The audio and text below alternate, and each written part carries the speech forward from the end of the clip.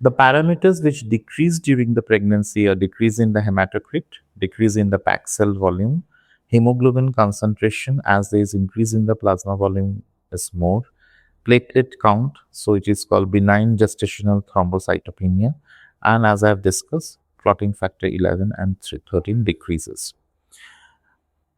You should remember one thing that clotting time and bleeding time remain unaffected in pregnancy. Coming to the plasma proteins, there is a total increase in the total proteins by 20 to 30%. There is increase in the globulin by 5%. There is decrease in the plasma protein concentration by 10% and albumin by 30%. The albumin globulin ratio in pregnancy is 1:1, which is 17:1 in non-pregnant state.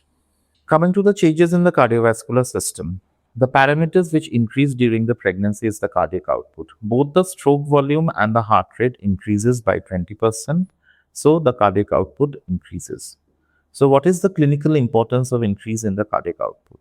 The cardiac output increased by 40% during the pregnancy, 50% during each uterine contraction in labor, and 80% immediately postpartum.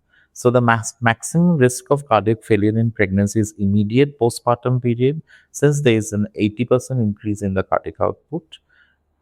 Then comes the interpartum period, when with each contraction there is a 50% increase in the cardiac output, and then in the 28 to 32 weeks of pregnancy, where the cardiac output increases maximum to 40%, so there are chances of cardiac failure.